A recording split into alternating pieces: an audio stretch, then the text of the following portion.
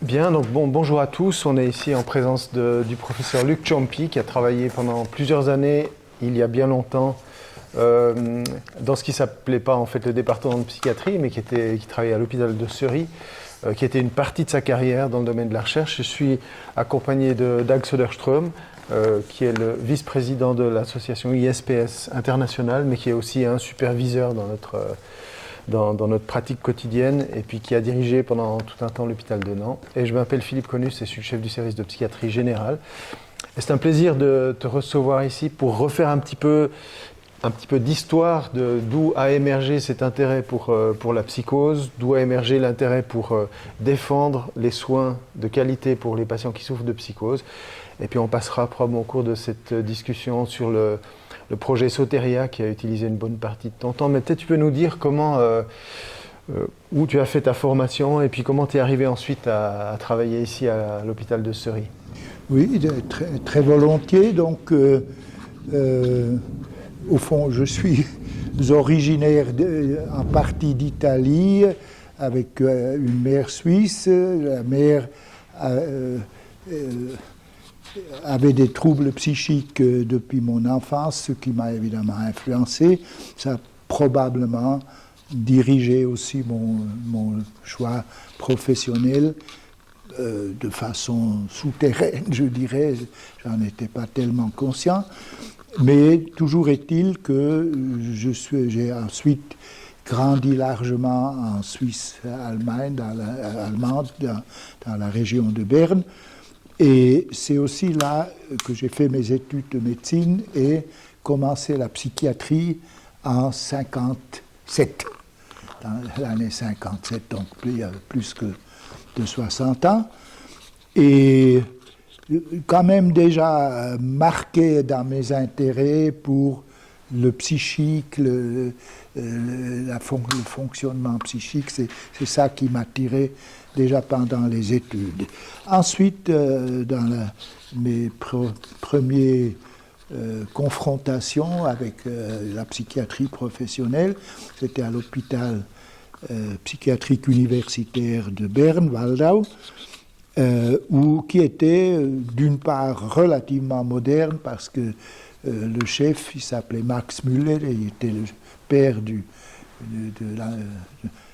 Christian Müller qui était après devenu chef à Lausanne.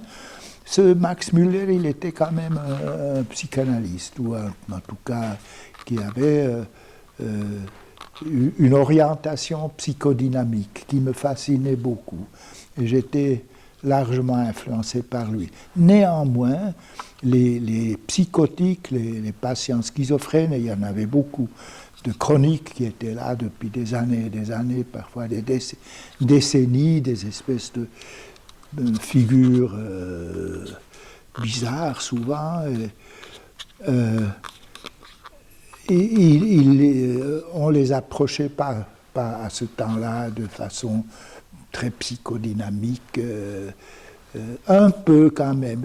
Il me vient à l'idée un nom que j'aimerais bien mentionner ici, qui est peut-être connu et peut-être pas connu.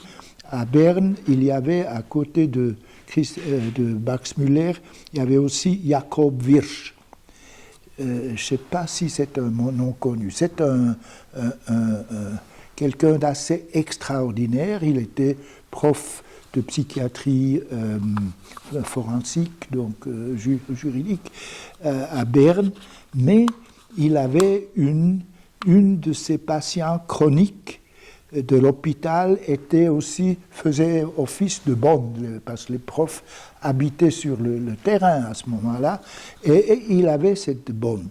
Et cette bonne, il l'observait. Et ensuite, il a écrit un livre qui s'appelle en allemand Die Person des Schizophrenen, la personne du schizophrène, où il voyait que tout ce que disait et faisait cette bonne, qui était elle avait des hallucinations, des idées délirantes et bizarres, mais ça avait du sens. C'est néologisme, par exemple, il me vient maintenant comme ça un souvenir, de temps en temps, elle passait à ce qui s'appelait dans le temps l'examen commun, c'est le Gemeinsame, c'est-à-dire c'est une conférence des médecins où le médecin en charge présentait un patient. Elle a passé une ou deux fois là, le patient, et à un moment donné, après avoir entendu l'anamnèse et tout ça, il est présent, et le prof à qui on présente fait un entretien. Alors, ça, elle a créé un néologisme, c'est die Großäugerung, ce qui veut dire les grands yeux qui tous me regardent. C'était un exemple qui me vient. Et ainsi, ce Wirch, il a vraiment montré on peut l'appeler une approche phénoménologique, que loin d'être simplement une espèce de scurrilité, bizarrerie, les contenus psychotiques avaient été souvent profondément ancrés dans la biographie, et des façons de se comporter étaient pleins de sens, même si on ne le comprenait pas. Ça, c'était important, je pense. Et avec moi, j'ai connu ce Wirch. Je ne sais pas pourquoi je suis arrivé à parler de ça, mais je suis content de pouvoir le mentionner, il le mérite. C'était la formation à Berne et puis la rencontre avec Max Müller, ensuite la construction de ta carrière, au fond, dont tu parles. Oui, c'était une des influences. Et puis après, donc, je crois, quelle est ta question maintenant? Bon, quel était ton cheminement jusqu'à ici Une fois terminé ma formation, j'ai d'ailleurs aussi écrit un travail de doctorat sur un vécu psychotique, le vécu du temps. Enfin, c'est un petit travail. Mais j'étais déjà assez intéressé, profondément intéressé, je veux dire, dans le phénomène de la psychose, de la psychiatrie en général. Et quand j'avais terminé ma formation FMH, spécialisation, il s'offrait l'occasion de faire des recherches ici à Lausanne. Christian Müller, qui venait d'être nommé comme prof ici en 62, en 63, il cherchait un chef de recherche. Moi, je me sentais très très motivé. J'ai obtenu le poste et ensuite j'ai pu travailler pendant une bonne dizaine d'années sur ce qui ensuite s'est appelé l'enquête de Lausanne. Une enquête qu'on appelle catamnestique, c'est-à-dire la suite de l'évolution à long terme durant des décennies de pratiquement tous les maladies mentales qui étaient admises à SRI pendant une certaine période, enfin je ne veux pas parler des détails de la sélection, et là il y avait une grande cohorte de schizophrènes aussi, qui peu à peu devenait le focus de notre intérêt. Avec Christian Müller, ensuite on a publié ça en allemand dans un livre. Et qui a démontré au fond quelque chose d'assez nouveau. Oui, ça a démontré quelque chose d'assez nouveau. Il faut quand même, pour la justice de l'affaire, il faut dire que des recherches un peu semblables avaient été entreprises 2-3 années avant à Zurich par Manfred Bleuler et 2 ou 3 années après par Huber à Bonn en Allemagne. Aussi des évolutions à très long terme. Il y en avait quelques-unes dans le monde, mais très très peu, et aussi pas tellement une bonne méthodologie et sur des petites cohortes, si bien qu'on ne savait au fond pas grand-chose sur les évolutions à très long terme. Très long terme veut dire plusieurs décennies, 20 ans, 30 ans, 40 ans, 50 ans. C'était ça notre question de recherche, et à notre immense surprise, et aussi, évidemment, plaisir, ont trouvé pas mal de ces anciens patients guéris. C'est guéris selon certains critères symptomatologiques, sociaux, etc. C'est le critère relativement bien élaboré. À comparer à d'autres gens du même âge, ils avaient tous plus que 60 ans, puisqu'il fallait avoir de longues évolutions. On les comparait à d'autres. Enfin, un bon quart des schizophrènes, et d'ailleurs certains pourcentages variant selon les groupes diagnostiques, étaient quand même mieux, nettement mieux dans l'âge avancé ou guéri. Une des questions de recherche était en fait quelle est l'influence de l'âge, du temps, en quelque sorte, et sur les maladies mentales en général. Et on a vu qu'en tout cas, dans la schizophrénie, ce n'est pas la même chose dans selon les troubles, mais dans les psychoschizophréniques, elle était plutôt favorable. Dans la majorité des cas, soit une amélioration, un adoucissement de la symptomatologie, pas forcément dans le sens simplement des états comme on les voit à l'hôpital, symptomatologie négative, inertie, indifférence. C'était pas ça. Plutôt un adoucissement qui va de parallèle peut-être avec une espèce d'entrain vital et qui est fort dans la jeunesse et peut-être s'adoucit aussi dans la vieillesse normale. Toujours est-il, l'âge avancé ou le temps avait apparemment une influence positive, ce qui donnait beaucoup d'espoir pour toutes sortes d'approches psychothérapiques, sociothérapiques, parce qu'on a vu, ce qui est important de mentionner, je pense, même des patients qui pendant des années et des années, beaucoup d'années, jusqu'à 10-15 ans, étaient inabordables, chroniques,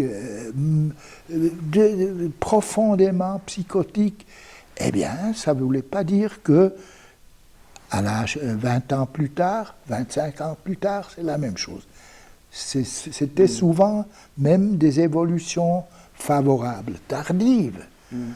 Alors, ce qui donne évidemment une perspective tout à fait différente, une vision différente sur la psychoschizophrénique de ce qui est à ce moment-là, et malheureusement encore aujourd'hui, est un peu ce que les gens pensent, aussi les professionnels parfois, une fois schizophrénique, toujours schizophrénie. C'est une nonsense, c'est une bêtise, ce n'est pas vrai, et nous avons pu le montrer. Oui, mais je pense qu'il faut aussi des pionniers qui vont contre le mainstream. Et à l'époque, le mainstream, c'était justement ça, c'est que la schizophrénie était une maladie invalidante et dont le processus était forcément non favorable. Oui. Et là, c'est une découverte. Je pense comme toutes les découvertes, il faut d'abord penser que c'est possible pour pouvoir le découvrir. C'est vrai. Nous avions les yeux ouverts. Voilà, les yeux ouverts. Pour ça, c'est vrai, on voit aussi, on voit pas ce qu'on pense pas voir. Mais peut-être pour venir à un autre point où tu es aussi un pionnier, c'est sur Soteria, où il s'agissait aussi de pouvoir imaginer une structure de soins qui soit en ville, qui soit pas forcément avec des professionnels de santé mentale, qui soit dans une situation où il y a peu ou pas de médicaments, avec le point central mis sur la relation thérapeutique. Est-ce que tu pourrais nous dire en quelques mots comment tu as rencontré et aussi fait cet effort de pionnier pour installer Soteria à Berne? Très volontiers. Il faut peut-être que je fasse un petit saut en arrière en disant que je suis resté à Lausanne ici jusqu'à l'année 1977 et ensuite je suis devenu chef de la nouvellement créée clinique socio-psychiatrique universitaire à Berne, avec la mission explicite de créer une sociopsychiatrie. Donc sociopsychiatrie, je veux dire, j'entends par là un réseau complémentaire à l'hôpital d'institutions halfway institutions, c'est-à-dire qui permettaient une prise en charge partielle, soit ambulatoire, soit hôpital de jour, soit hôpital de nuit, aussi des ateliers de réadaptation. Tout cela, à ce moment-là, allait sous le terme de psychiatrie sociale, institution psychiatrie sociale. Je suis devenu le chef. Donc, comme tel, j'avais officiellement la mission de créer quelque chose de neuf, ce qui est évidemment magnifique. C'était une post-68 situation, parce que c'était une commission parlementaire de gens qui voulaient changer des choses. Et j'avais la chance de tomber dans cette époque-là. Et alors, autour des années 75, si vous voulez 75, c'est pour les Français, j'ai eu vent qu'il y avait une expérience, tentative nouvelle aux États-Unis, en Californie, qui s'appelait Soteria et qui était une espèce de communauté thérapeutique en dehors de l'hôpital. Ça m'intéressait. En 77, je suis allé au congrès mondial de psychiatrie à Hawaï. Je faisais une conférence là sur mes recherches de long terme et j'ai rencontré Loren Moshe qui lui parlait sur Soteria. Moi j'étais fort intéressé. J'ai tout de suite pris contact avec ce Loren Moshe. Peut-être dire un mot de Moshe, c'était pas n'importe qui, c'est le chef, il a longtemps travaillé au Institute of Mental Health à Washington, et il était comme chef de la division psychiatrie, et il est le fondateur du Schizophrénia Bulletin, qui est un des périodiques des meilleurs mondiaux. Donc, c'est quelqu'un qui n'était pas simplement un farfelu. Ce Moshe avait créé en 71, près de San Francisco, une petite communauté qui s'était inspirée de Laing. Le Ronald Laing, parce que Moshe avait passé un temps chez Ronald Laing, il était devenu un peu antipsychiatre dans son idéologie, tout en étant, comme je viens de dire, en bonne place dans la psychiatrie officielle américaine. Il avait créé quelque chose de très alternatif, une petite communauté avec surtout des non-professionnels comme soignants, parce qu'il disait que les professionnels ont des idées trop arrêtées sur ce que c'est que la psychose. Nous ouvrons le champ pour des psychotiques aigus. Il l'appelait ça Soteria. Il en a fait une conférence en 77 à Hawaï. Moi, il m'a invité d'aller le voir, j'ai vu, et je trouvais c'est comme ça qu'il faut soigner les psychotiques. J'ai été moi-même devenu de plus en plus sceptique contre la façon habituelle. Bien sûr, les neuroleptiques apportaient quelque chose, mais une grande institution, un grand hôpital, avec toute la lourdeur des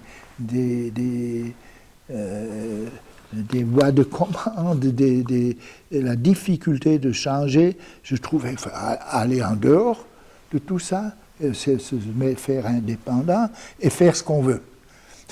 En quelque sorte, j'avais mes idées déjà bien avancé à cause de Christian Müller sur ce que la psychose, on pouvait la comprendre autrement que simplement quelques synapses qui ne vont plus, pour dire les choses de façon provocative. Non, bien sûr, il y a un facteur, enfin c'est un autre discours, un facteur génétique, un facteur biologique, c'est clair, mais l'homme n'est pas que ça, et on l'avait appris. Donc, moi, je voulais créer un lieu, un peu en m'inspirant de ce que j'avais vu chez Moshe à San Francisco, pour essayer de traiter les psychotiques librement de toute contrainte en quelque sorte, aussi contrainte institutionnelle, comme bon nous semble en quelque sorte. C'est-à-dire, mon but n'était pas forcément de faire la même chose que Moshe, de m'en inspirer, oui, mais d'essayer de chercher simplement, immodestement, la meilleure façon possible de traiter des psychotiques. C'est ça. Et alors, comme j'étais en charge, comme je viens de dire, à Berne, de faire quelque chose de nouveau, j'avais un terrain assez favorable, seulement l'argent manquait, et ça a duré 7 ans, jusqu'à ce que tout à coup, par un coup de chance fantastique, j'ai eu de l'argent par une fondation qui voulait investir et ne savait pas comment. J'ai réussi à les persuader d'investir pour ça. J'ai eu 1,5 million. On a pu acheter une petite maison qui avait été une pension. Et là, on commençait en 84, 1er mai 84, avec le Sotteri à Berne. Comme je viens de dire, en s'inspirant des idées de Moshe, mais j'étais moins antipsychiatrique que lui. Et moi, j'étais en charge d'un département de psychiatrie, je voulais travailler avec les autres. Oui, et puis cette idée d'être avec, je crois que c'est important que... L'idée, ça j'ai pris de Moshe. Moshe avait dit to be with. Avec les psychoses, il faut être avec, il faut les accompagner. Plutôt que de les traiter, il faut être avec. Il faut partager une proximité humaine. Ça, cette idée, j'ai pris. À Berne, nous l'avons un peu modifiée par rapport à ce que Moshe avait fait. J'ai introduit ce qu'on appelait Weiches Zimmer, ça veut dire quelque chose comme soft room, un espace doux, peut-être, où les patients les plus psychotiques, vraiment aigus, des admissions, étaient accompagnés jour et nuit par une personne soignante. Donc, Moshe n'avait pas ce soft room. Pour nous, c'est devenu le vrai centre du traitement aigu. Donc, un accompagnement un à un. On a aussi ensuite introduit quelque chose qui n'était pas chez Moshe. Moshe était un poste 68 art, un peu hippie comme ça. On peut dire, moi je l'ai bien connu, il est devenu un très bon ami à moi avant sa mort. Et bien avant, mais disons, il était, moi j'ai plus conventionnel, plus suisse, disons, plus vers les compromis. On a introduit non seulement to be with, mais to do with.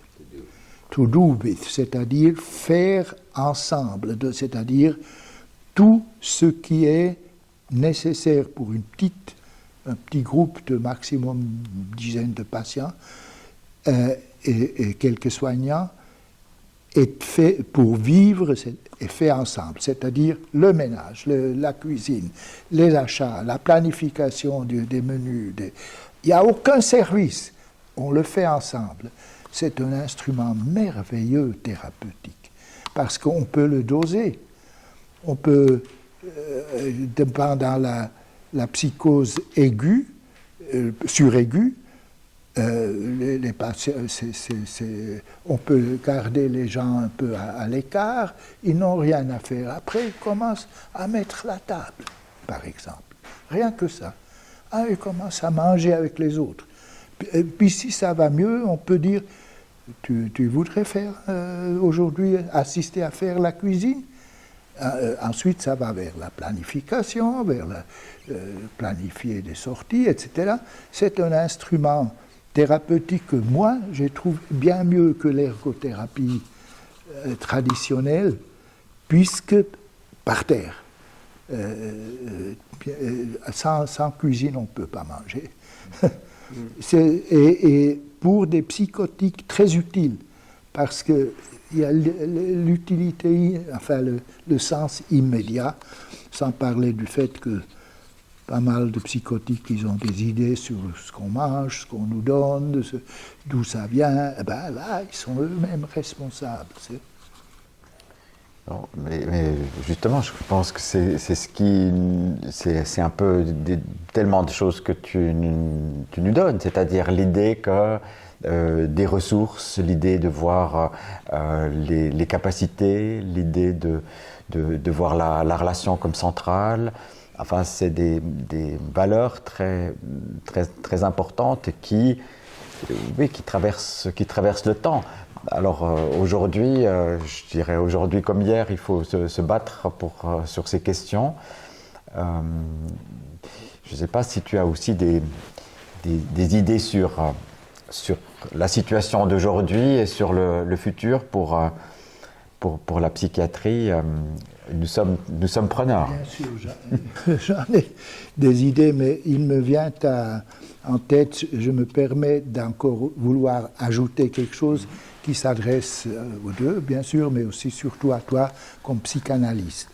On a mentionné en passant, je crois, que Christian Müller était un des pionniers de l'approche psychanalytique de la psychose, et moi, étant devenu un de ses médecins associés, médecin-chef pour la recherche, j'ai quand même eu toujours une forte fibre thérapeutique et j'ai aussi participé à tout ce mouvement du traitement psychanalytique des psychoses. Pour des raisons, on peut les évoquer ou pas, mais enfin, plus tard, je me suis plutôt tourné vers la sociopsychiatrie et aussi l'approche familiale. Mais enfin, sans du tout, parce que j'ai eu deux analyses didactiques, une à Berne et une ici, parce que celle de Berne valait rien ici, parce qu'elle n'était pas dans la société. Donc j'ai eu une longue formation psychanalytique pendant une vingtaine d'années. J'ai participé à toutes sortes de séminaires avant de prendre quelques distances. Ces distances, j'aimerais dire un mot parce que je crois que ça a son importance. Mon idée, c'était que j'avais tellement appris sur la psychose par la psychanalyse. J'ai eu quelques cas que j'ai traités sous supervision, etc., que j'ai tellement appris. L'essentiel de ce que j'ai appris, c'est que les gens psychotiques et tout ce qu'ils font et tout ce qu'ils disent est plein de sens. À un sens profond qu'on peut, par analyse, de ne pas oublier ça, même dans des traitements de type sociopsychiatrique, où on parle en groupe, on ne fait pas du tout de l'analyse, on a une attitude de compréhension analytique. Ça, et aussi pour le reste systémique. Moi, je suis devenu un systémicien aussi dans ma pensée. Ça, j'aimerais ajouter, parce que ça me paraît important aussi de faire un pont, en quelque sorte. J'ai assisté à une de tes conférences récemment sur le transfert. Je suis toujours, je pense qu'il y a là des choses très importantes, mais je voulais les transposer dans la vie de tous les jours. Et en quelque sorte la transmettre à des gens non formés pour pouvoir soigner le grand nombre, tout simplement. Alors, est-ce que c'est de ces deux sources qu'a émergé l'autre concept alors d'affect logique au fond d'où est-ce que ça vient? Où sont les racines de ça? Et puis qu'est-ce que... La logique affective, ça vient des mêmes racines, mais c'est encore une autre branche, en quelque sorte, qui a poussé, presque un peu malgré moi, des idées poussent dans la tête comme des arbres, je crois, comme des plantes. C'était, dans les années 60, une espèce de polarisation et de difficulté d'abord conceptuelle entre l'approche psychanalytique dont je m'étais occupé avec beaucoup d'intensité et l'approche nouvellement introduite systémique par Luc Kaufmann, par d'autres pionniers de la thérapie familiale, de l'approche systémique. Il y avait énormément de discussions à ce moment-là. On se battait, en tout cas mentalement. Et puis, moi, je suis aussi dans les mêmes époques, je m'étais beaucoup intéressé à Jean Piaget. J'ai découvert pour moi l'œuvre immense de Piaget sur grand psychologue genevois, d'origine neuchâteloise, sur l'évolution de la pensée chez l'enfant. Épistémologie génétique s'appelle son... Et lui, il s'est occupé, pour des raisons intéressantes, seulement, pas des émotions, seulement de l'évolution cognitive. Pensez comment se développe l'idée du nombre chez l'enfant, l'idée du temps, avec qui j'avais des affinités par mes anciens intérêts pour le temps, la communication, le verbal, enfin tout, cognitif. Moi, je trouvais ça fantastique, ce qu'il avait trouvé, ce Piaget, et fort intéressant, mais il manquait l'émotion. L'émotion était la dynamique de l'émotion. Comme l'enfant apprend, c'est clair que c'est aussi très émotif, il me semblait qu'il fallait réunir ces deux choses. C'est ça les vraies racines de... J'ai essayé de mettre sur pied une compréhension et une pensée que j'ai appelée Affektlogik en allemand, logique affective, qui réunit aussi bien le cognitif que l'affectif dans une seule approche. Merci. Voilà. Et je peux peut-être ajouter que, pour faire le joint avec ce qu'on avait dit avant, mon idée de sotéria a été ensuite basée sur cette compréhension bipolaire, si on veut, à la fois cognitive, pensée et affective, dynamique affective. Mais peut-être, on pourrait parler encore des heures, mais peut-être en guise d'un début de conclusion, voilà, la psychiatrie aujourd'hui, on est 60 ans, plus de 60 ans après le début de ta carrière. Oui. Alors, voilà, tu t'es à certains égards un peu éloigné de certains aspects de la psychiatrie, mais tu es encore très ancré dans ce métier. Qu'est-ce qui reste à défendre à l'égard de la psychiatrie? Quels sont les combats qu'il ne faut pas lâcher Oui, c'est vrai, je me sens toujours, je sais pas, engagé, en tout cas intéressé, plus qu'intéressé. D'une certaine façon, cette espèce d'attitude un peu combative et lutte pour certaines valeurs n'a pas disparu. Pour moi, le plus important, c'est l'approche globale, c'est-à-dire une approche que j'appelle psychosocio-biologique, pas bio-socio. Je pense le premier, c'est le vécu subjectif de la personne. et donc et sa dynamique. Le deuxième, c'est son environnement et, bien sûr, le cerveau et le corps. Enfin, moi, je suis un fervent adepte aussi du concept embodiment, c'est-à-dire que la pensée, le cerveau, c'est aussi dans le corps et pas du tout seulement dans la tête, dans le cerveau. Ces trois choses doivent impérativement être vues ensemble, mais pas seulement comme lip service, c'est-à-dire comme on dit oui, biosociopsychologique, c'est clair, et après on ne s'occupe que d'un côté, par exemple médicamenteux ou d'autres. Il y avait les extrémistes du social aussi, bien sûr, et aussi les extrémistes de seulement la vie intérieure compte. Non, je pense que c'est pour une compréhension appropriée, suffisamment profonde, professionnelle. En psychiatrie, il faut que les trois piliers aient la même importance et soient pensés ensemble, pas chacun pour soi. Ça me paraît être un combat à mener. Et d'ailleurs, je me permets de féliciter quand même ce qui se passe ici à Lausanne. Plus je prends connaissance de ce que vous faites, par exemple, actuellement, cet accompagnement 1 à 1 des psychotiques aigus pendant tout un temps, je trouve ça va dans ce sens. Et toi, tu viens de M. McCaughey, enfin, tu as passé plusieurs années là, tu es toujours en étroit. C'est un pionnier mondial d'une direction de la psychiatrie que je trouve, oui, là, il faut s'engager. Oui.